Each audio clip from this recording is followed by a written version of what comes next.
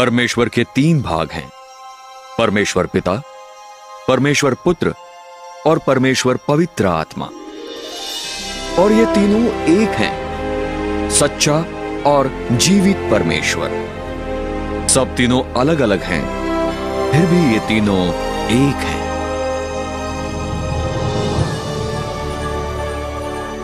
स्वर्ग में एक खूबसूरत स्वर्गदूत था जिसका नाम लूसीफर था, जिसका ऊंचा पद परमेश्वर के सिंहासन की रक्षा करना था।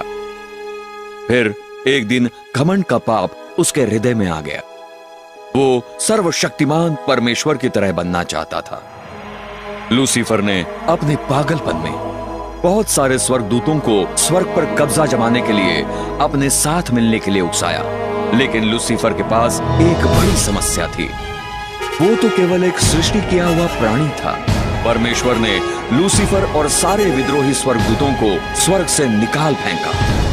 ये गिरे हुए स्वर्गदूत दुष्टात्माएं बन गए और लूसीफर शैतान बन गया।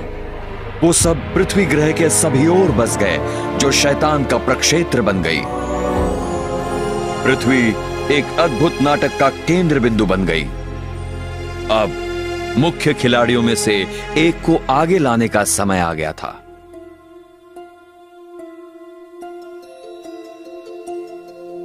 परमेश्वर ने कहा, आओ हम मनुष्य को अपने स्वरूप में बनाएं, अपनी समानता में, और उन्हें समस्त पृथ्वी पर प्रभुत्व दें। इसलिए परमेश्वर ने मनुष्य को अपने स्वयं की प्रतिमा में बनाया। परमेश्वर की प्रतिमा में उसने उसे बनाया, नर और नारी उसने उन्हें बनाया। और प्रभु परमेश्वर ने पृथ्वी की धूल से मनुष्य की रचना की और उसके नथुनों में जीवन की सांस फूंकी, और मनुष्य एक जीवित प्राणी बन गया। आदम सिद्ध था और सर्वदा जीने के लिए बनाया गया था। लेकिन शैतान बहुत क्रोधित था। उसके क्षेत्र में एक नई सृष्टि ने धावा किया था, जिसका नाम था मनुष्य।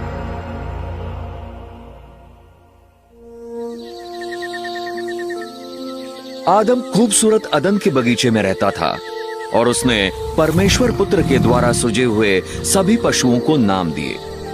आदम परमेश्वर के साथ मेल में चला और प्रभु ने उसे सभी जीवित प्राणियों पर शासन दिया। परंतु शैतान आदम से नफरत करता था और उसे मरा हुआ देखना चाहता था। और प्रभु परमेश्वर ने मनुष्य को आज्ञा देते हुए कहा, बगीचे के हर वृक्ष का फल तू स्वतंत्रता से खा सकता है, परंतु अच्छे और बुरे के ज्ञान के वृक्ष से तू उससे नहीं खाएगा, क्योंकि जिस दिन तू उसमें से खाएगा तू सचमुच मारा जाएगा। और प्रभु परमेश्वर ने कहा, मनुष्य का अकेला होना अच्छा नहीं है, मैं उसके लिए एक सहायक बनाऊंगा। इसलिए प्रभु ने आदम की पसलियों में से एक से हव्वा की रचना की। बगीचे में उनका जीवन सचमुच स्वर्ग था।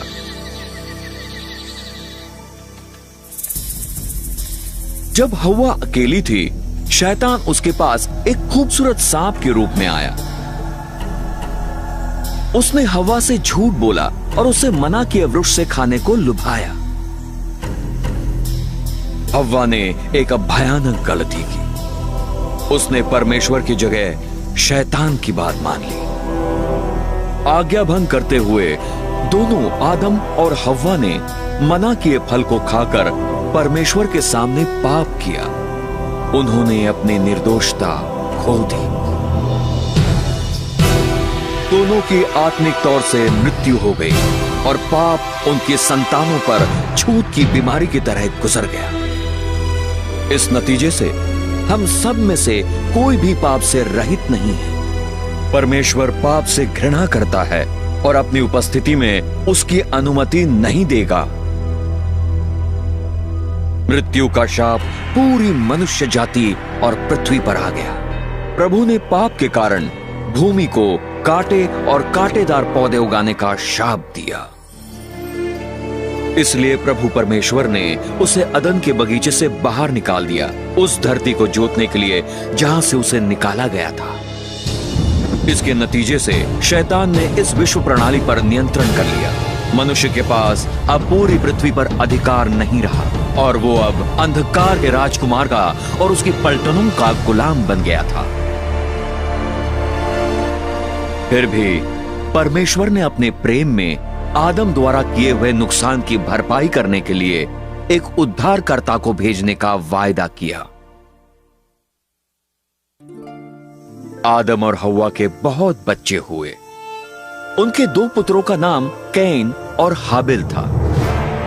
कैन, जो कि पहला पुत्र था, दुष्ट क्रोध में आकर अपने भाई हाबिल की हत्या कर दी। मनुष्य जाति का अब नीचे की ओर गिराव आरंभ हो चुका था।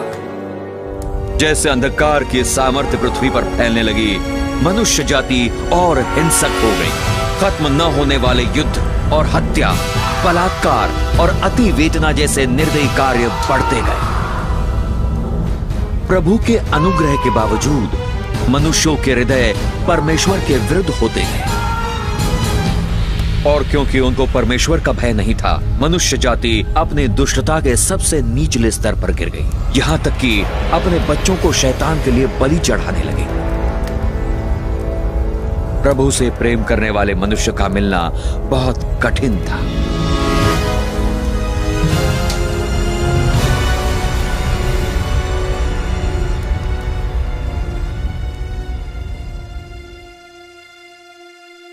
लेकिन एक मनुष्य था, एक विश्वास का मनुष्य, जिसका नाम था अब्राहम।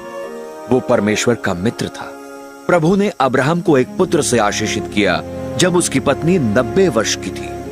वो एक चमत्कारी जन्म था। उस वंश से परमेश्वर के चुने हुए लोग आए, इज़राइल की संतान। जैसे समय बीता, इज़राइल की संतान मिस्रियों के गुलाम बन गए और उन्होंने कठोर दासत्व में 400 वर्षों तक कष्ट उठाया। परमेश्वर ने उनकी मदद के लिए पुकार सुनी। वो उनसे प्रेम करता था और चाहता था कि वो सब उसकी सेवा करें, इसलिए उसने उनको एक उद्धारक भेजा। उसका नाम था मूसा। उसने परमेश्वर का संदेश पृथ्वी के सबसे शक्तिशाली मनुष्य, मिस्र के शासक सामर्थी फिरौन को दिया। मूसा प्रभु के लिए बोला और पुकारा, मेरे लोगों को जाने दे।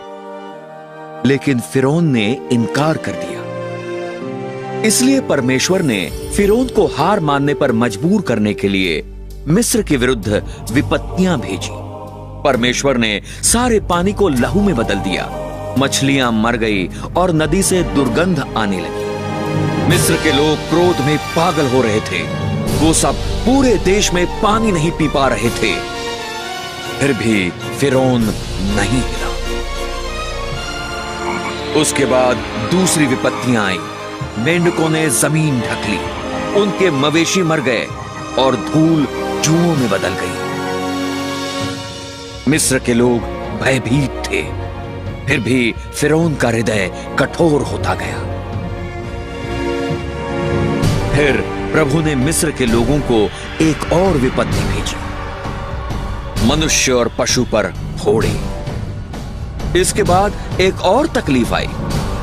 ओले आग में मिले हुए जो पूरे देश में गिरे और उनकी फसल को तबाह कर दिया।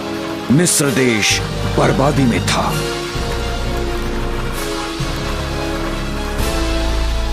अंतिम महाविपत्ति सारे मिस्र देश के पहिलौठों को मार डालेगी। मूसा ने इज़राइल के संतान को चेतावनी दी कि उन्हें एक मेमने का लहू अपने दरवाजों की चौखटों पर परमेश्वर के अंतिम शाप से बचाव के रूप में लगाना चाहिए। परमेश्वर ने मिस्र का न्याय किया। आधी रात को वह विनाशक के साथ पहिलौठों को मारते हुए देश से गुजरा। लेकिन जब प्रभु ने चौखटों पर लहू देखा, उसने विनाशक को उस घर में प्रवेश करने नहीं दिया। वो वहां से होकर गुजरता था। उस रात हर मिस्र के घर में लाशें थीं। पूरा देश क्रोध में पागल हो गया था। फिरौन का पुत्र भी मर चुका था। भोर से पहले फिरौन ने मूसा को आज्ञा दी कि वो इजराइल की संतान को लेकर जाए और प्रभु की सेवा करे। तो परमेश्वर के सामर्थी हाथ के नीचे वो निकल पड़े।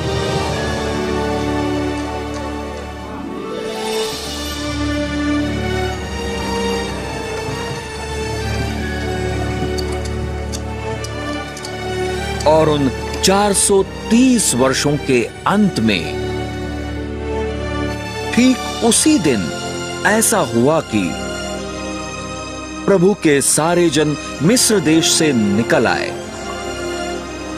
वो रात प्रभु के निमित्त मानने के योग्य है, उन्हें मिस्र देश से बाहर लाने के लिए। फिरौन ने उन्हें रोकने की एक अंतिम कोशिश की, लेकिन परमेश्वर ने लाल समुद्र खोल दिया और मूसा और इजराइल की संतान को भागने दिया। फिर प्रभु ने समुद्र फिरौन की सेना पर डालकर उनको तबाह कर दिया।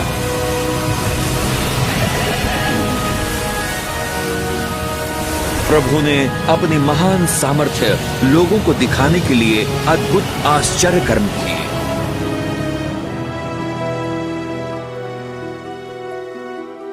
परमेश्वर ने फिर अपने लोगों को नियम दिए, 10 आज्ञाएं, उनको पाप से बचाने के लिए और उनका जीवन में मार्गदर्शन करने के लिए।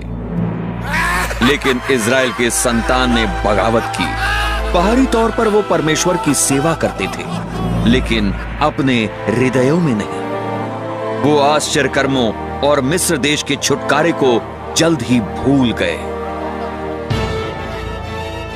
इस कारण परमेश्वर ने उन पर राज करने के लिए राजाओं को खड़ा किया, लेकिन राजाओं ने भी परमेश्वर की दृष्टि में पाप किया और उन्होंने अपनी मूर्तियों की सेवा की जो उनके लिए फंदा बन गई। हाँ, उन्होंने अपने बेटे और अपनी बेटियों को दुष्ट आत्माओं को बलिदान चढ़ाया और निर्दोष लहू बहाया। अपने बेटे और बेटियों का लहू, जिनको उन्होंने कनान की मूर्तियों को बलि चढ़ाया, और देश लहू से प्रदूषित हो गया। फिर परमेश्वर ने अपने भविष्यवक्ताओं को लोगों को चेतावनी देने के लिए भेजा कि वो अपने पापों के पश्चाताप करें और परमेश्वर की सेवा करें, लेकिन उन्होंने बार बार बगावत की। लोग इन भविष्यवक्ताओं से नफरत करते थे और पश्चाताप करके परमेश्वर की सेवा करने के बजाय उन्होंने बिना किसी दया के इन परमेश्वर के जनों की हत्या की। बार बार इजराइल की संतान ने पाप किया। इसके परिणाम स्वरूप परमेश्वर ने यह होने दिया कि वो बंदी बनकर गुलामी में कष्ट उठाएं। आज हम सबको देखें, हम कोई भिन्न नहीं है।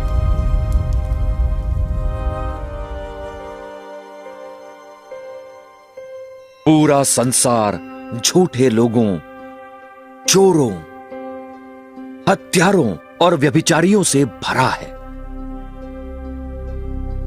हमें प्रतिशोध बहुत पसंद है। हम सब पाप के शाप की अधीनता में हैं। पवित्र शास्त्र ऐलान करता है, क्योंकि सबने पाप किया है और परमेश्वर की महिमा से रहित है। आइए देखते हैं कि एक पापी के मरने के बाद उसका क्या होता है। यह मनुष्य सोचता था कि इसके पास सब कुछ था। पवित्र शास्त्रों ने कहा, और मैं अपने प्राण से कहूंगा, प्राण, तेरे पास बहुत वर्षों के लिए संपत्ति है। चैन कर, खा, पी और सुख से रह। परंतु परमेश्वर ने उससे कहा, हे मूर्ख, इसी रात तेरा प्राण तुझसे ले लिया जाएगा। मनुष्यों का एक बार मरना और उसके बाद न्याय होना नियुक्त है, लेकिन हम सब अशुद्ध वस्तु की तरह हैं और हमारी धार्मिकताएं मैले चिथड़ों के समान है और हम सब पत्ते की तरह मुरझा जाते हैं और हमारे अधर्म के कामों ने हमें वायु की तरह उड़ा दिया है। एक क्रोधित परमेश्वर के हाथों में पड़ना एक डरावनी बात है।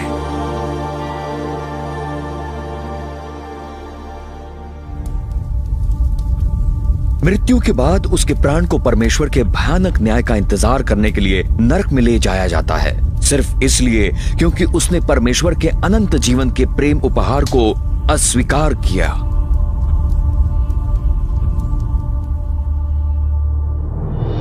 समय आ रहा है, उसे परमेश्वर के न्याय का महान और भयानक दिन कहते हैं, जब सारे जो अपने पापों में मरे हुओं को प्रभु यीशु मसीह के सामने न्याय के लिए उपस्थित होना होगा।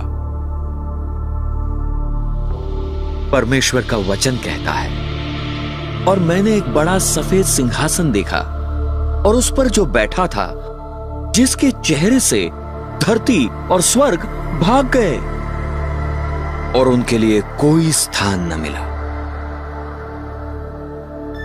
और समुद्र ने जो मरे हुए उसमें थे दे दिए, और मृत्यु और नरक ने जो उनमें मरे हुए थे दे दिए।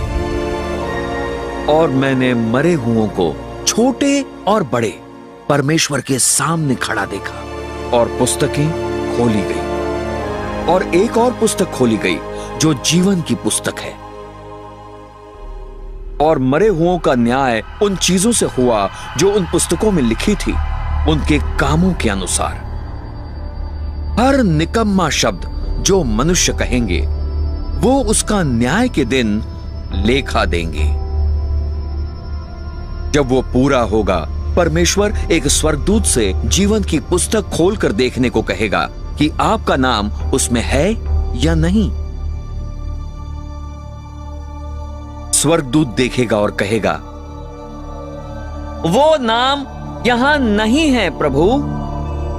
और परमेश्वर कहेगा, हे शापित लोगों, मेरे सामने से अनंत आग में चले जाओ, जो शैतान और इसके दूतों के लिए तैयार की गई है।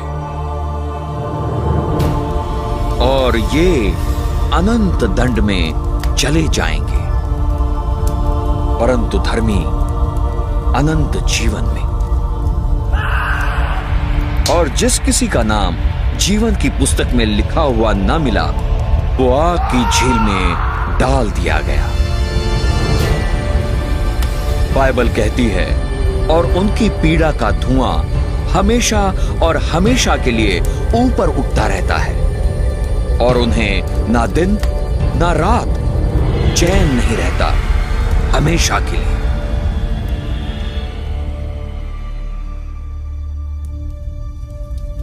लेकिन परमेश्वर ने अपने महान प्रेम में एक मार्ग तैयार किया, जिससे आप इस भयानक स्थान से बच सकते हैं। वो नहीं चाहता कि कोई नाश हो, बल्कि ये कि सभी पश्चाताप करें। परमेश्वर आपसे प्रेम करता है और चाहता है कि आप उसके साथ स्वर्ग में रहें, और उसने आपके वहां जाने और नरक से बचने के लिए एक मार्ग बनाया है।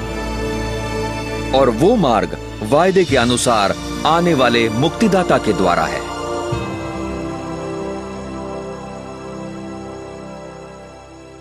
यहूदियों ने उसकी उनके मसीहा के रूप में खोज की और सदियों तक प्रार्थना की कि वो आए और उनका उद्धार करें। लगभग मसीह के जन्म से 769 वर्ष पूर्व भविष्यवक्ता यशायाह ने इस्राएल देश से कहा, इसलिए प्रभु तुम्हें खुद चिन्ह देगा। देखो, एक कुंवारी गर्भवती होगी और एक पुत्र जनेगी, और नाम इम्मानुएल होगा, जिसका मतलब है परमेश्वर हमारे साथ है। शैतान को भविष्यवाणी समझ में आई। उस समय से इस्राएल की हर कुंवारी पर ध्यानपूर्वक नजर रखी गई।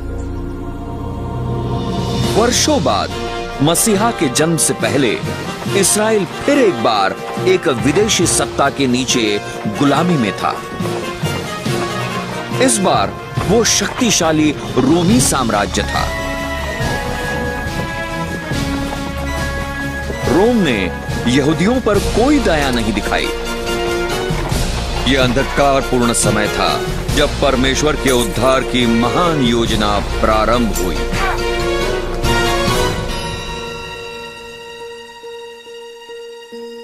जब जिब्राइल स्वर्ग में ऊंचे ओहदे वाले स्वर्गदूतों में से एक ने पृथ्वी के वायुमंडल में प्रवेश किया, अंधकार की शक्तियां उत्तेजित हो गईं और समझ गईं कि परमेश्वर का कार्यक्रम शुरू हो चुका था।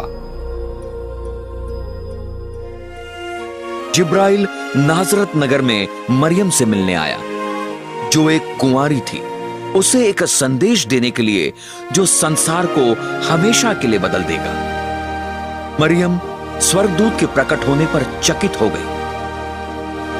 उसने उससे कहा, देख, तू अपने गर्भ से गर्भवती होगी और एक पुत्र जनेगी और उसका नाम रखेगी यीशु। वो महान होगा और परम प्रधान का पुत्र कहलाएगा और उसके राज्य का अंत ना होगा। और मरियम ने कहा, ये कैसे होगा? मैं तो किसी पुरुष को नहीं जानती। पवित्र आत्मा तुझ पर उतरेगा और परम प्रधान की सामर्थ्य तुझ पर छाया करेगी, इसलिए वो जो पवित्र तुझसे उत्पन्न होगा परमेश्वर का पुत्र कहलाएगा। और मरियम ने जिब्राइल पर विश्वास किया और कहा, मेरे साथ तेरे वचन के अनुसार हो।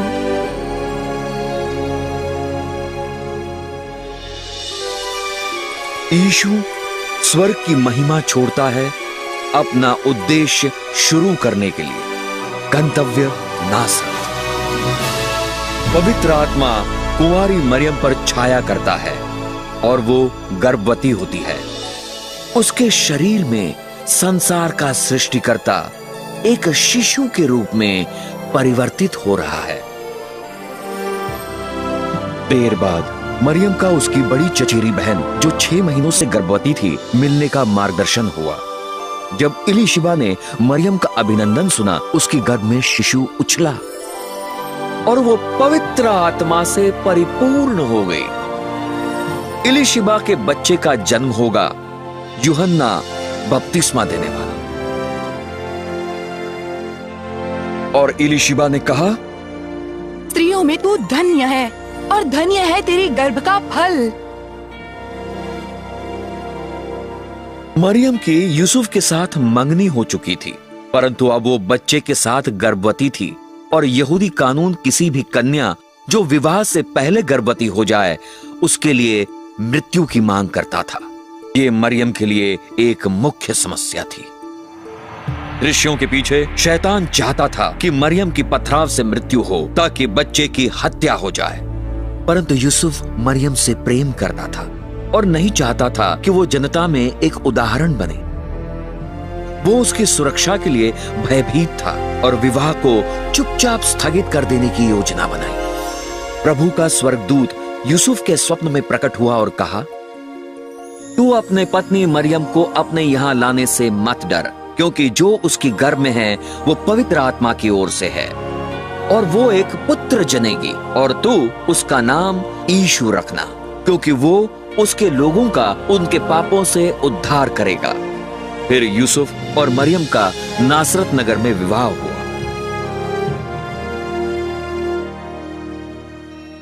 शैतान ने रोम में ऑगुस्तुस कैसर को पूरे संसार पर कर लगाने के लिए उत्तेजित किया। शैतान ने ये बुरे के लिए किया, लेकिन ऐसा करने में उसने बाइबल की भविष्यवाणी पूर्ण करने में सहायता की। यूसुफ और मरियम को बैतलहम की यात्रा करने पर विवश किया, जहां बाइबल कहती है यीशु का जन्म होगा। बैतलहम यूसुफ का भी जन्म स्थान था और ये वो जगह थी जहां उसे कर निर्धारण के लिए नाम दर्ज करना था। मरियम अभी जन्म देने वाली थी। शैतान आशा कर रहा था कि उस लंबी यात्रा पर एक दुर्घटना होगी, लेकिन सब परमेश्वर के नियंत्रण में था और वो अपना पहलौठा पुत्र जनी और उसे लपेटने वाले कपड़ों में लपेटा और उसे चरनी में रखा, क्योंकि उनके लिए सराय में कोई जगह न थी।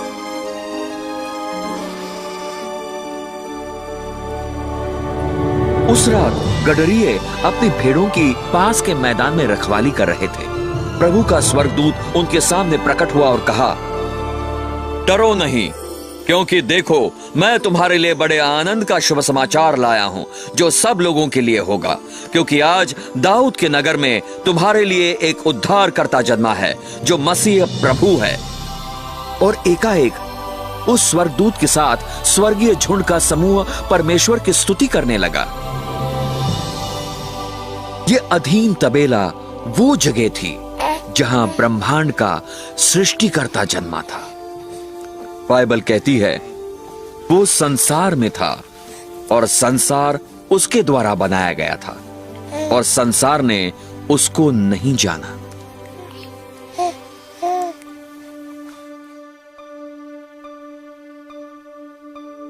बाइबल यीशु का इस प्रकार वर्णन करती है, आदि में वचन था और वचन परमेश्वर के साथ था और वचन परमेश्वर था। यही आदि में परमेश्वर के साथ था। सब चीजें उसके द्वारा बनाई गई और उसके बिना कोई चीज उत्पन्न नहीं हुई जो उत्पन्न हुई।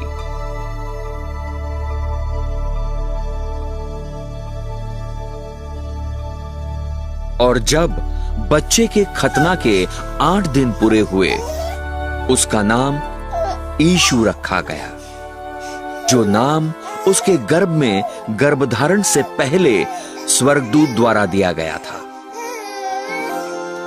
यहूदी कानून के अनुसार मरियम ने श्रद्धापूर्वक 2 कबूतरों को पाप के बलिदान के लिए दिया। हालांकि परमेश्वर ने मरियम को इतने ऊंचे आदर के लिए चुना था।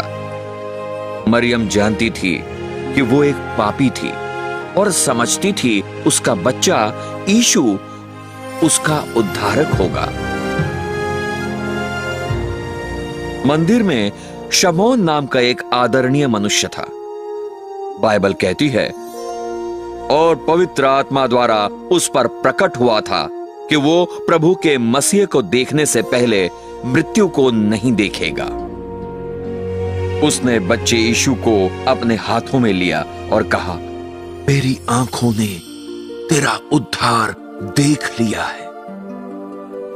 प्रभु यीशु के जन्म पर एक तारा स्वर्ग में प्रकट हुआ और पूर्व से विद्वान उपहारों को उठाते हुए तारे के पीछे चले। वो 2 वर्ष की यात्रा होगी इससे पहले कि वो यरूशलेम पहुंचे। वो विद्वान राजा हेरोदेस के पास आए और उन्होंने पूछा, कहाँ है वो जो यहूदियों का राजा जन्मा है? क्योंकि हमने उसका तारा पूर्व में देखा है और उसकी आराधना करने आए हैं। और जब हेरोदेस ने ये बातें सुनी, वो व्याकुल हो उठा और पूरा यरूशलेम उसके साथ। और जब उसने लोगों के सारे मुख्य याजकों और शास्त्रियों को एक साथ इकट्ठा किया, उसने उनसे पूछा कि मसीह का जन्म कहां होना चाहिए, और उन्होंने उससे कहा, यहूदिया के बैथलेहम में। जब उन्होंने राजा की बात सुनी, वो चले गए और देखो, वो तारा जो उन्होंने पूर्व में देखा था उनके आगे गया, जब तक वो आया और खड़ा हुआ जहां पर वो जवान बच्चा था। और जब वो घर के भीतर आए, उन्होंने नवाब बच्चे को मरियम उसकी मां के साथ देखा और गिरकर उसकी आराधना की। और जब उन्होंने अपने कोष खोले, उन्होंने उसे उपहार भेंट किए, सोना, लोबान और गंधरस। और परमेश्वर से स्वप्न में चेतावनी पाकर कि वो हेरोदेस के पास न जाएं, वो अपने देश दूसरे रास्ते से लौट गए। और जब वो चले गए, देखो, प्रभु का स्वर्गदूत यूसुफ के स्वप्न में प्रकट हुआ और कहा, उठ और छोटे बालक और उसकी माता को लेकर मिस्र को भाग जा, और जब तक मैं तुझसे न कहूं तब तक वहीं पर रहना, क्योंकि हेरोदेस जवान बालक को ढूंढेगा ताकि वो उसे मार सके। जब वो उठा, उसने छोटे बालक और उसकी माता को रात में लिया और मिस्र में चला गया। तब हेरोदेस जब उसने देखा कि विद्वानों ने उसके साथ धोखा किया था, अत्यंत क्रोध से भर गया और लोगों को भेजकर बैतलहम और आसपास के स्थानों के सारे बच्चों को मरवा डाला जो 2 वर्ष या कम की आयु के थे, उस समय हिसाब से जो उसने विद्वानों से बड़े ध्यान से पूछताछ की थी। तब वो वचन पूरा हुआ जो यिर्मयाह भविष्यवक्ता द्वारा कहा गया था, जो इस प्रकार था। रामा में एक आवाज सुनाई देती है, विलाप और रोने की और बड़े शोक की। राहेल अपने बच्चों के लिए रो रही है और शांत ना होगी क्योंकि वो नहीं है। हालांकि बेकसूरों की बड़ी मात्रा में हत्या हुई थी, परमेश्वर इनके कीमती छोटे प्राणों को स्वर्ग ले गया।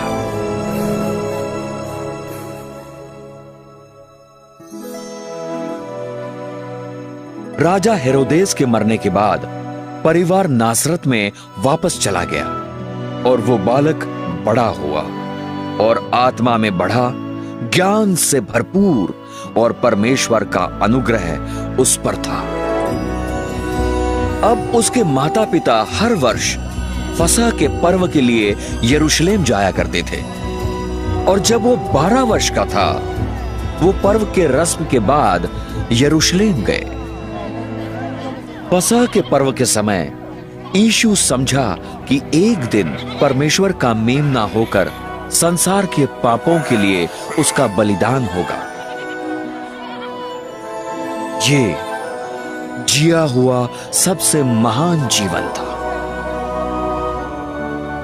पर्व के अंत में उसके परिवार के साथ घर जाने के बजाय यीशु प्रधान मंदिर में विद्वानों के साथ था, दोनों उनकी सुनते हुए और उनसे प्रश्न पूछते हुए।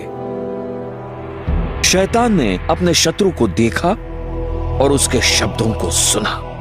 विद्वान उसकी समझ और उत्तरों से आश्चर्यचकित हो गए। जवान यीशु व्यवस्था के बारे में इतना कैसे जानता था? यह बड़ा आसान था। अपनी महिमा में 1500 वर्ष पहले उसने खुद सीनै पर्वत पर मूसा को व्यवस्था दी थी। जब यूसुफ और उसकी मां ने यीशु को ढूंढ लिया, वो चकित हो गए और उसकी मां ने उससे कहा, पुत्र, तूने हमारे साथ ऐसा व्यवहार क्यों किया? और उसने उनसे कहा, तुमने मुझे क्यों ढूंढा? क्या तुम नहीं जानते कि मुझे अपने पिता का कार्य करना है? और यीशु ज्ञान और कद में और परमेश्वर और मनुष्य के साथ अनुग्रह में बढ़ता गया। 18 वर्ष बाद यूहन्ना बपतिस्मा देने वाले से पूछा गया कि क्या वो एक भविष्यवक्ता था। उसने उनको उत्तर दिया और कहा, मैं पानी से बपतिस्मा देता हूँ, लेकिन तुम्हारे बीच एक खड़ा है जिसे तुम जानते नहीं। वो है जो मेरे बाद आ रहा है और मुझसे पहले अधिमान्यता है, जिसके जूतों की बंद खोलने के मैं योग्य नहीं हूँ। अगले दिन यीशु, जो अब 30 वर्ष का था, यूहन्ना के पास बपतिस्मा लेने आया। जब यूहन्ना बपतिस्मा देने वाले ने उसे देखा, उसने कहा, देखो परमेश्वर का मेमना जो संसार के पाप को ले जाता है। और यीशु जब उसका बपतिस्मा हुआ, पानी से सीधा बाहर गया और देखो आकाश उसके लिए खुल गया और उसने परमेश्वर की आत्मा का एक कबूतर के रूप में नीचे आते और उस पर उतरते देखा। और देखो आकाश से एक आवाज आई कहते हुए, ये मेरा प्रिय पुत्र है जिसमें मैं बहुत प्रसन्न हूं। तुरंत आत्मा से उसका जंगल में मार्गदर्शन हुआ और वो जंगली जानवरों के साथ था। शैतान द्वारा परीक्षा करता रहा और उसने 40 दिनों तक कुछ नहीं खाया। शैतान की सारी प्रभु से पाप करवाने की कोशिशों के बावजूद वो संपूर्ण रूप से असफल रहा, क्योंकि यीशु सर्वशक्तिमान परमेश्वर है और उसमें कोई पाप नहीं है। जब परीक्षा समाप्त हुई, यीशु ने कहा, दूर हो जा शैतान, क्योंकि ये लिखा है, तू अपने प्रभु परमेश्वर की आराधना करेगा और केवल उसकी ही सेवा करेगा। फिर शैतान ने उसे छोड़ दिया और देखो, स्वर्गदूतों ने आकर उसकी सेवा की। जैसे प्रभु ने अपनी सेवकाई प्रारंभ की, उसने प्रचार किया, पश्चाताप करो क्योंकि परमेश्वर का राज्य निकट है। और यीशु ने परमेश्वर के हृदय को यह कहकर प्रकट किया, अपने शत्रुओं से प्रेम करो, जो तुमसे नफरत करते हैं उनके लिए अच्छा करो। उसकी शिक्षा ने लोगों को अचंभित किया और उन्होंने कहा, इस मनुष्य की तरह किसी मनुष्य ने बातें नहीं की। ज्यादातर धार्मिक अगुवे जो मंदिर का संचालन करते थे, धनी पाखंडी थे, जिनमें कोई दया न थी और परमेश्वर की व्यवस्था को भ्रष्ट कर दिया था। वो सब जल्द ही प्रभु यीशु के शत्रु बन गए। परमेश्वर का मंदिर एक धन बनाने का स्थान बन चुका था, जहां गरीब और निर्दोषों के साथ धोखा किया जाता था। जब यीशु ने ये देखा, क्रोध में उसने एक कोड़ा बनाया और धार्मिक धोखेबाजों को मंदिर से बाहर भगा दिया, सर्राफों के पैसे बिखेर दिए और उनके मेज पलट दिए और कहा, मेरे पिता के घर को व्यापार का घर मत बनाओ।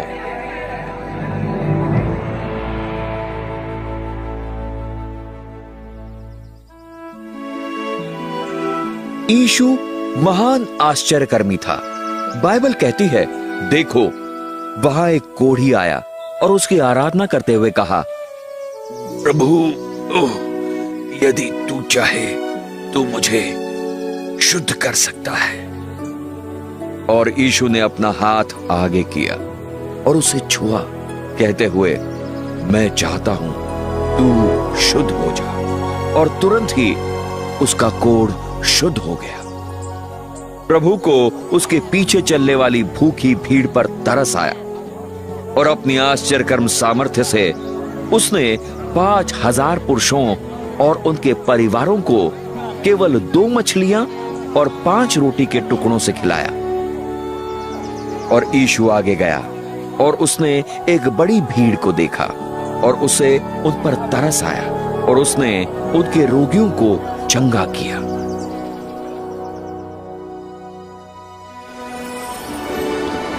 एक रात यीशु ने अपने चेलों को पानी पर चलकर आश्चर्यचकित किया। उसने उनसे कहा, ढाढ़स बांधो, ये मैं हूं, डरो मत।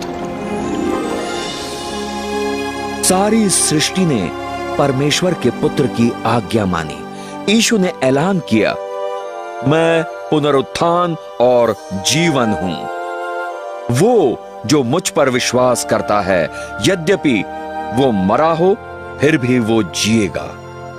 अपनी सामर्थ्य के प्रदर्शन में वो लाजर की कब्र के पास आया, जो 4 दिनों से मरा हुआ था।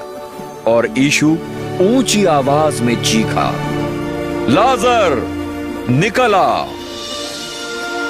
और वो जो मर गया था, कफन से हाथ और पांव में बंधे हुए निकल आया। और ये समाचार सब जगह फैल गया कि यीशु मरे हुओं को भी जीवित कर सकता है। जब संध्या हुई, वो उसके पास बहुत लोगों को लाए जिनमें दुष्ट आत्माएं थी, और उसने आत्माओं को अपने वचन से निकाला और उनके सारे रोगियों को चंगा किया। आम लोग यीशु की प्रशंसा करते थे। उसका सबसे बड़ा विरोध धार्मिक अगुओं से आया। उन्होंने उस पर दोष लगाया, कहते हुए उसकी सामर्थ्य शैतान से आई है। लेकिन यीशु ने उनसे कहा, तुम सब तुम्हारे पिता शैतान के हो और अपने पिता की लालसाओं को तुम पूरा करोगे। वो आदि से हत्यारा था और सत्य में कभी नहीं रहा, क्योंकि उसमें कोई सत्य नहीं है। जब वो झूठ बोलता है, वो खुद का स्वभाव बोलता है, क्योंकि वो एक झूठा है और झूठ का पिता है। और क्योंकि मैं तुमसे सत्य कहता हूं, तुम सब मुझ पर विश्वास नहीं करते। पर्दे के पीछे शैतान इसमें बहुत उलझा हुआ था। लेकिन आपको जानना चाहिए कि इससे पहले कि शैतान किसी के विरुद्ध बढ़े, उसे पहले स्वर्ग के परमेश्वर पिता से अनुमति लेनी होती है। और इसलिए बाइबल की भविष्यवाणी पूरी करने के लिए परमेश्वर ने शैतान को प्रभु यीशु पर आक्रमण करने की अनुमति दी। बाद में प्रभु के धार्मिक विरोधियों ने उसको फंसाने की कोशिश की, ये पूछकर क्या कैसर को कर देना उचित है या नहीं। लेकिन यीशु ने उनकी दुष्टता को समझा और कहा, तुम सब मुझे क्यों परखते हो कपटियों? मुझे वो दिनार दिखाओ। और वो उसके पास 1 दिनार लाए और उसने उनसे कहा, ये छाप और नाम किसके हैं? उन्होंने उससे कहा, कैसर के। फिर उसने उनसे कहा, इसलिए जो चीजें कैसर की हैं, वो कैसर को दो, और परमेश्वर को जो चीजें परमेश्वर की हैं। जब उन्होंने ये शब्द सुने, उन्होंने अचंभा किया और उसे छोड़ा और अपने रास्ते चले गए। यीशु ने फरीसियों की असलियत खोल दी जब उसने कहा, तुम पर हाय शास्त्रियों और फरीसियों, कपटियों, तुम सब चूना फेरी कब्र के समान हो, जो बाहर से तो सुंदर दिखाई देती हैं, परंतु भीतर मुर्दों की हड्डियां और सब प्रकार की मलिनता से भरी है। हे सांपों, हे करेतों के बच्चों, तुम सब नरक के दंड से कैसे बचोगे?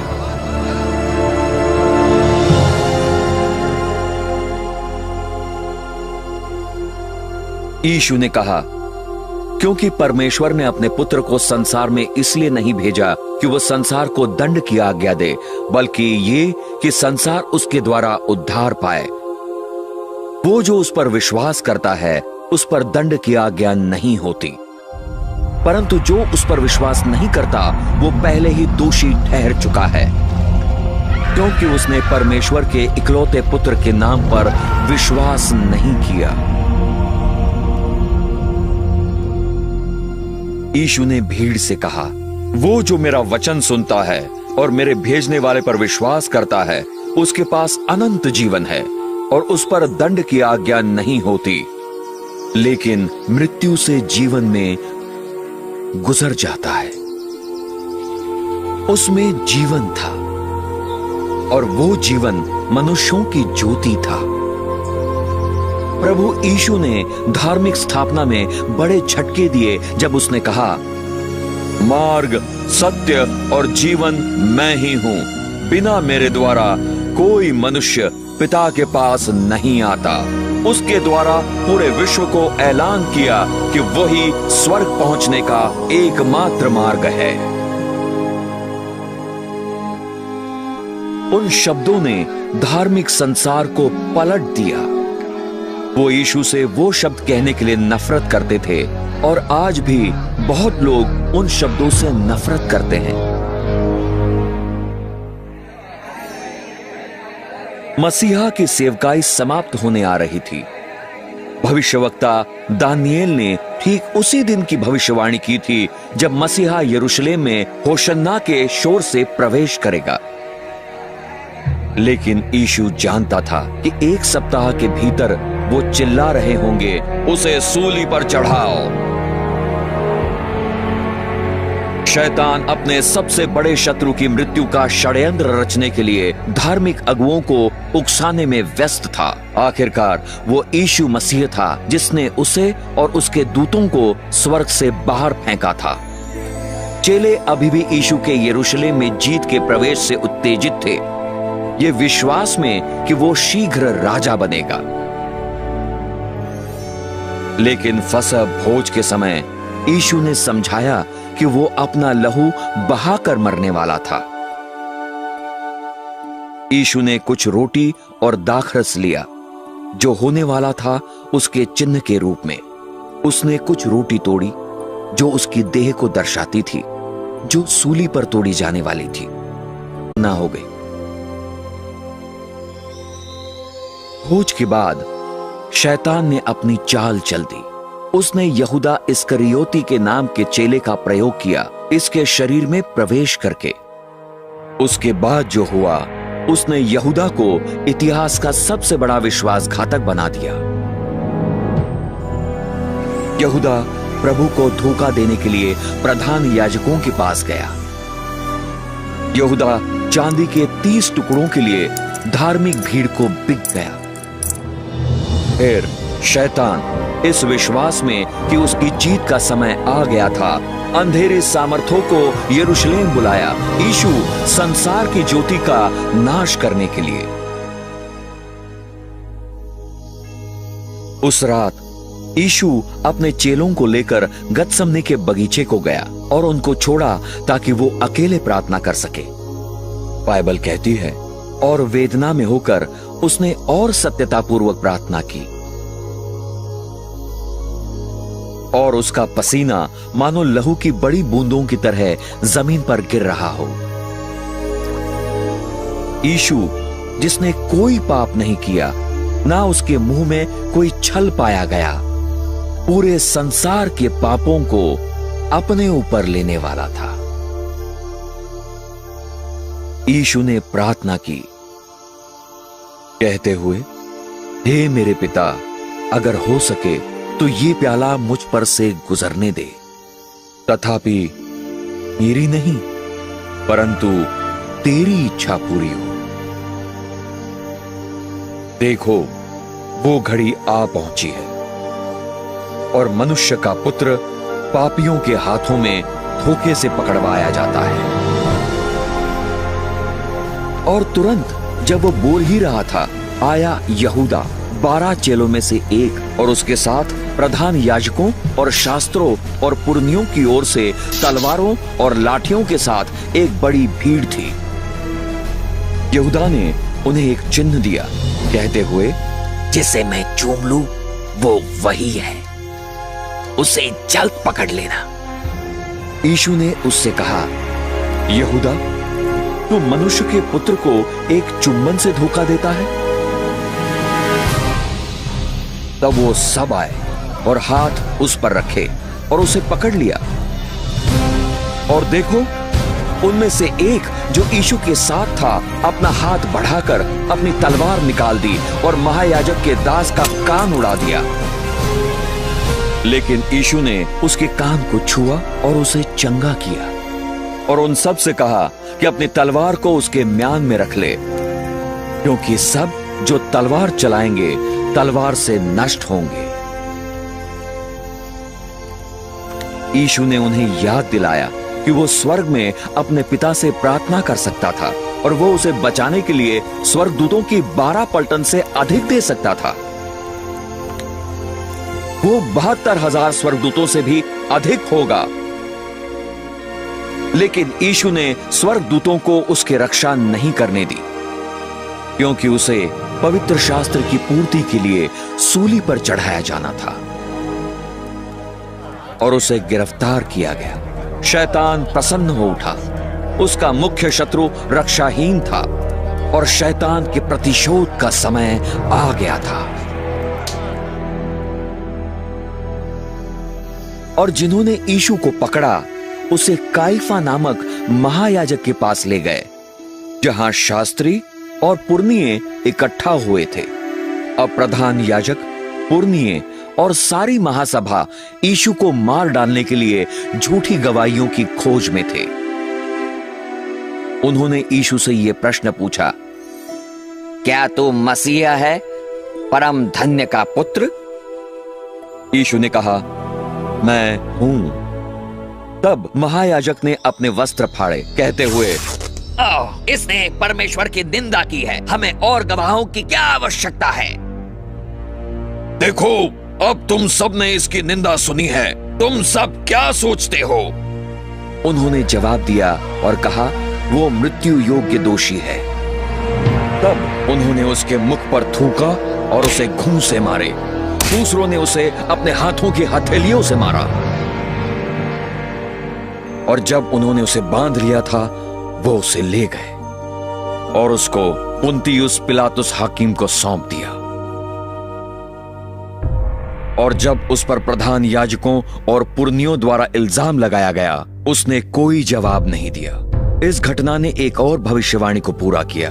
वो सताया गया और उसे पीड़ित किया गया, फिर भी इसने अपना मुंह न खोला। वो एक वध के मेमने की तरह लाया गया, और जैसे एक भेड़ अपने कतरने वाले के सामने गूंगी रहती है, वैसे ही उसने अपना मुंह न खोला।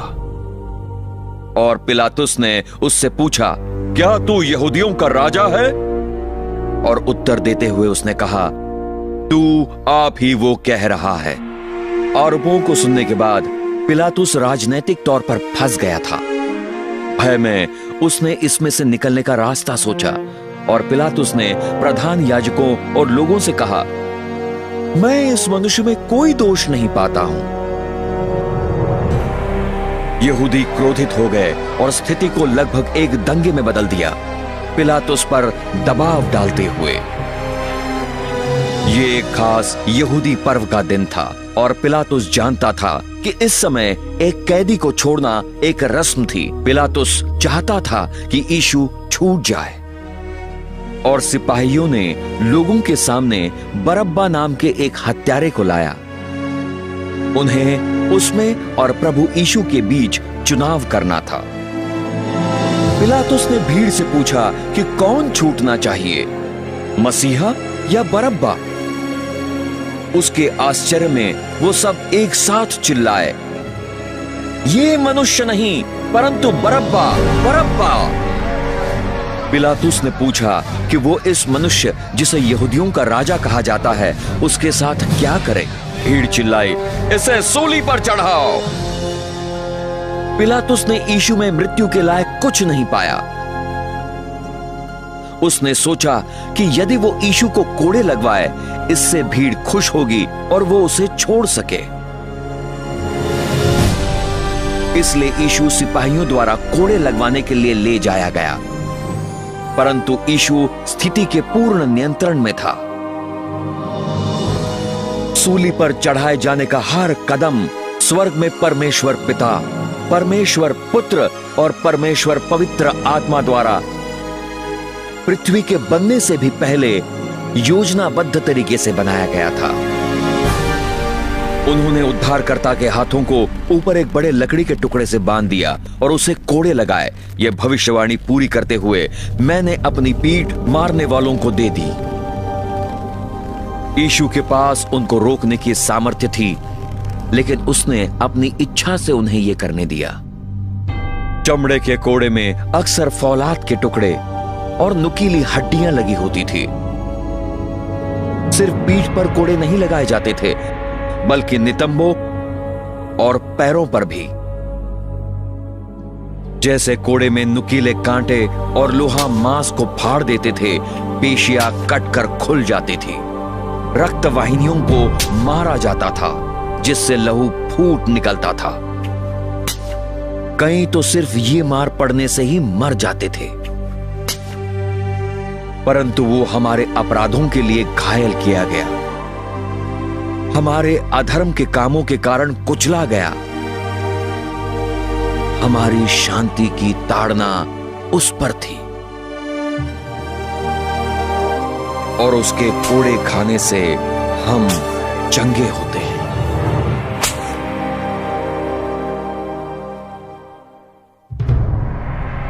याद है आपको, जब परमेश्वर ने पृथ्वी को पाप के कारण कांटों से शापित किया था, सिपाहियों ने एक जहरीले कांटों का ताज बनाया और उसके सिर पर निचोड़ दिया, जिससे बहुत पीड़ा, सूजन और लहू का बहना उत्पन्न हुआ। यीशु हमारे लिए पाप का बलिदान बनने वाला था। कांटों का ताज पाप की भयानकता को दर्शाता है। और उन्होंने उसके वस्त्र फाड़ दिए और उस पर एक बैंगनी रंग का चोला डाल दिया। उन्होंने इसके दाहिने हाथ में एक सरकंडा डाल दिया, अपना घुटना उसके सामने झुकाया और उसका ठट्टा उड़ाते हुए कहा, जय हो यहूदियों का राजा। हर सिपाही ने यीशु को चेहरे में बिना दया के अपने घूंसों से मारा और उसे उसके सिर पर सरकंडे से ठोका। उन्होंने परमेश्वर के मेमने पर थूका ये पवित्र शास्त्र पूरा करते हुए मैंने अपना चेहरा शर्म और थूकने से नहीं छिपाया। वो तुच्छ जाना जाता है और मनुष्यों का त्यागा हुआ है, एक दुखों का मनुष्य और संताप से जाना पहचाना हुआ। यीशु को हाकिम पुन्तियुस पिलातुस के पास लौटाया गया, जिसने अभिमान से कहा कि केवल उसी के पास यीशु को सूली पर चढ़ाने या छोड़ने का अधिकार था। लेकिन प्रभु ने उसे उत्तर दिया, तेरे पास मेरे विरुद्ध कोई अधिकार नहीं हो सकता, छोड़, तुझे वो ऊपर से दिया जाए। यीशु ने पहले कहा था, मैं अपने प्राण देता हूं ताकि मैं उसे फिर से ले लूं। कोई मनुष्य मुझसे वो नहीं लेता है, परंतु मैं उसे स्वयं दे देता हूं। तब से पिलातुस ने यीशु को छुड़ाने का तरीका ढूंढा, परंतु यहूदियों ने कहा, अगर तू इस मनुष्य को जाने देता है, तू कैसर का मित्र नहीं है। जो कोई अपने आप को राजा बनाता है, कैसर के विरुद्ध बोलता है। शैतान ने भीड़ के मनोभाव को यीशु के लिए पूरी नफरत के रूप में उकसाया। शैतान को विश्वास था कि स्थिति उसके पूरे नियंत्रण में थी, ऐसा न था। अनजाने में शैतान एक कठपुतली था जो परमेश्वर के हाथों में आता जा रहा था। उसे बिल्कुल अंदाजा नहीं था कि उसके काम बाइबल की भविष्यवाणी को पूरा कर रहे थे। अंतिम बार पिलातुस ने कहा, देखो तुम्हारा राजा। प्रधान याजक ने कहा, हमारा कैसर के सिवाय कोई राजा नहीं है। शोर मचाती भीड़ चिल्लाती रही, उसे सूली पर चढ़ाओ, उसे सूली पर चढ़ाओ। जब पिलातुस ने देखा कि स्थिति उसके नियंत्रण से बाहर हो चुकी है, उसने पानी लिया और भीड़ के सामने अपने हाथों को धो लिया, ये कहते हुए, मैं इस सच्चे व्यक्ति के लहू के लिए निर्दोष हूं। फिर सब लोगों ने जवाब दिया और कहा, उसका लहू हम पर और हमारे बच्चों पर हो। परमेश्वर ने उनको उनके शब्दों पर ले लिया और वो तब से दुख उठा रहे हैं। फिर पिलातुस ने यीशु को सूली पर चढ़ाने के लिए दे दिया और वो इसे ले गए। उसका मांस धागों की तरह लटका हुआ 45 किलो की सूली उठाने को कहा जाता है, लगभग 595 मीटर दूर मरने के स्थान तक, गुलगाथा। खुरदरी लकड़ी उसके उधड़ी हुई पीठ में घुस गई। अब तक वो निर्जलित तो हो ही चुका था। चमत्कार यह था कि वो अभी भी जीवित था। एक और भविष्यवाणी पूरी हुई। निश्चय ही उसने हमारे संतापों को सहा और हमारे दुखों को उठाया, तो भी हमने उसे परमेश्वर का मारा, कूटा और पीड़ित हुआ समझा।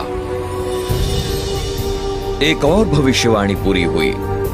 मैंने अपनी पीठ मारने वालों को दे दी और मेरी गालें उनको जिन्होंने मेरे बाल उखाड़ दिए।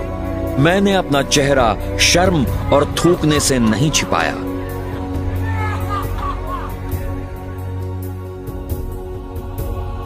परमेश्वर ने प्रेम और करुणा में स्वर्ग छोड़ा, अपनी सृष्टि के अपमान, झूठ और नफरत को सहने और उनके पापों के लिए मरने के लिए।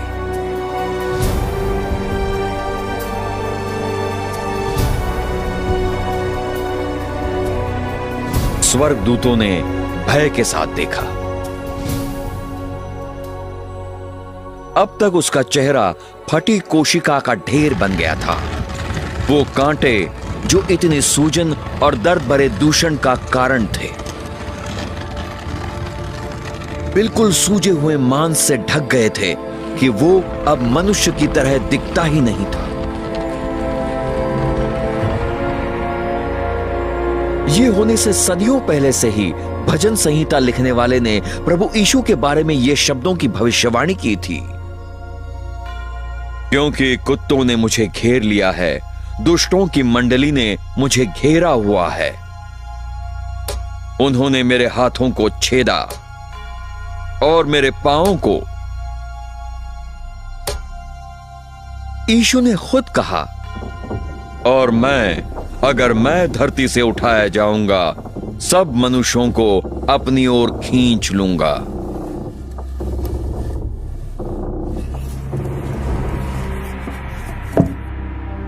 इससे बड़ा प्रेम किसी मनुष्य के पास नहीं कि एक मनुष्य अपने मित्रों के लिए अपने प्राण दे। और उसके साथ उन्होंने 2 चोरों को सूली पर चढ़ाया, एक उसके दाहिनी ओर और दूसरा उसके बाईं ओर। और पवित्र शास्त्र की पूर्ति हुई जो कहता है, वो अपराधियों के संग गिना गया। सिपाहियों ने प्रभु के कपड़ों के लिए पंची डाली। नम्र यीशु को पूरी दुनिया को देखने के लिए कपड़े फाड़कर नंगा कर नीचा दिखाया गया। यीशु ने अपने अत्याचारियों की ओर देखा और प्रार्थना की, पिता, इन्हें क्षमा कर, क्योंकि ये नहीं जानते वे क्या कर रहे हैं। देखने वालों ने कहा, बचा अपने आप को और सूली से नीचे आ। उसी तरह प्रधान याजकों ने शास्त्रियों के साथ आपस में ठट्टा उड़ाते कहा, उसने दूसरों को बचाया, वो खुद को नहीं बचा सकता। मसीह इज़राइल का राजा सूली से अभी उतरे ताकि हम देख सकें और विश्वास कर सकें।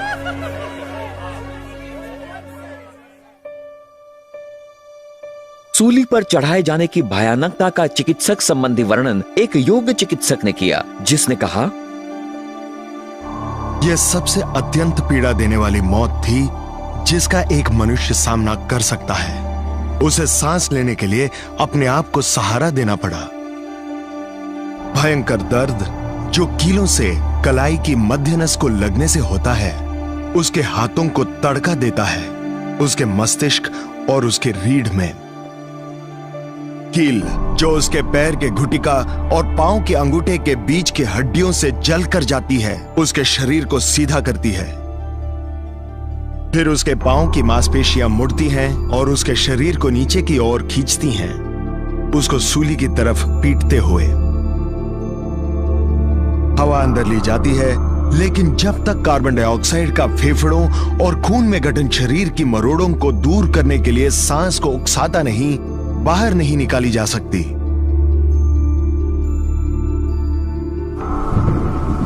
थकान, झटके, निर्जलीकरण और लकवा पीड़ित को नाश कर देते हैं। हृदय कठिनाई से गाढ़ा खून भेजता है, क्योंकि उसके करोड़ों कोषाणु एक एक करके मर रहे हैं। हमारे पापों ने यीशु को सूली पर भेजा।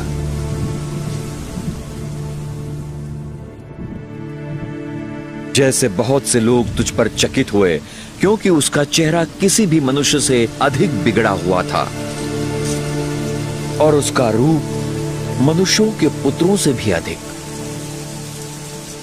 ये इतिहास को पलटने वाला क्षण था। इस दिन की तरह कोई दिन नहीं हुआ था, क्योंकि परमेश्वर ने संसार से ऐसा प्रेम किया कि उसने अपना इकलौता पुत्र दे दिया, ताकि जो कोई उस पर विश्वास करे नाश ना हो, परंतु अनंत जीवन पाए।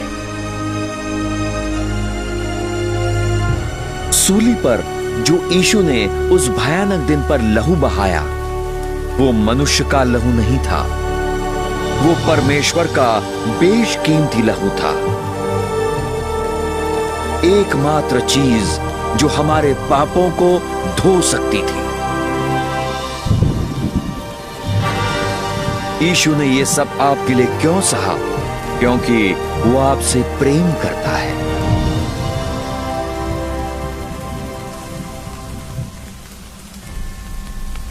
आसमान काला हो गया क्योंकि परमेश्वर पिता पाप पर नहीं देख सकता था। यीशु ने मनुष्य जाति का पाप अपने ऊपर ले लिया, जिसमें हर बुरे विचार और काम शामिल थे, और क्रूर सूली पर भयानक कीमत चुकाई। और यीशु चीखा, मेरे परमेश्वर, तूने मुझे क्यों त्याग दिया है? देखो परमेश्वर का मेमना जो संसार के पाप को ले जाता है। उसके मरने के ठीक पहले प्रभु चीखा, वो पूरा हुआ। हमें बचाने के लिए सारा काम पूरा हो चुका था। और फिर यीशु ऊंची आवाज में चीखा। उसने कहा, पिता, तेरे हाथों में मैं अपनी आत्मा सौंपता हूं। और ऐसा कहने के बाद उसने अपनी आत्मा दे दी। सूली पर बलिदान फिर कभी दोहराया नहीं जाएगा।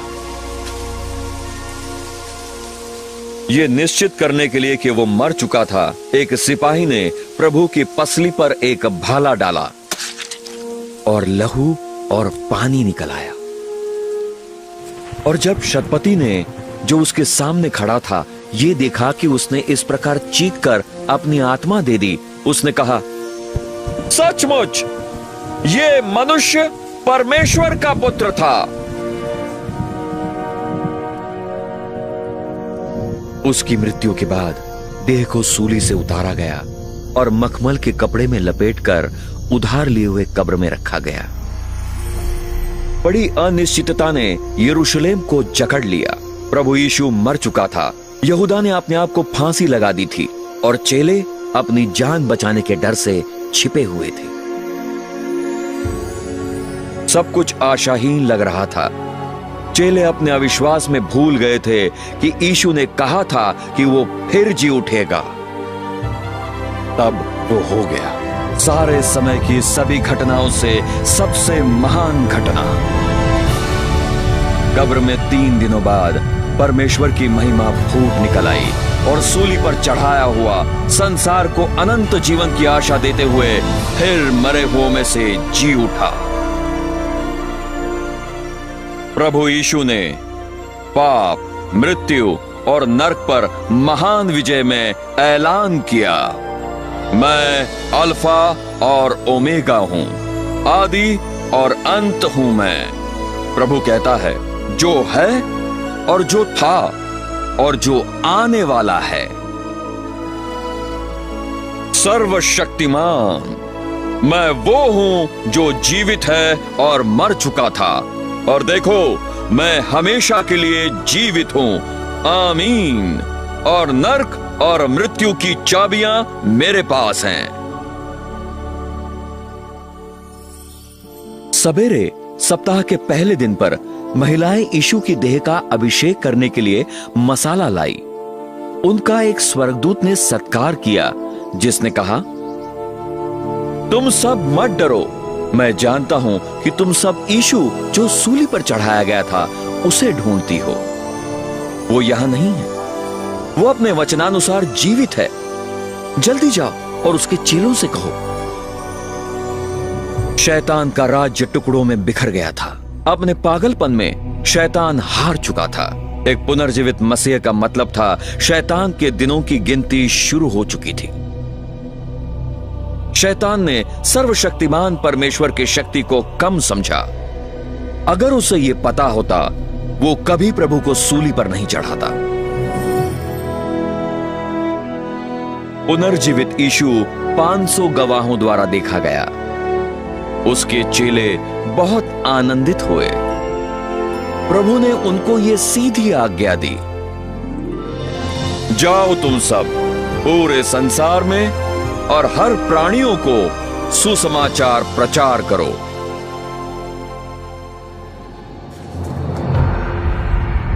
अब ध्यान से देखें और अरबों पर अरबों को देखें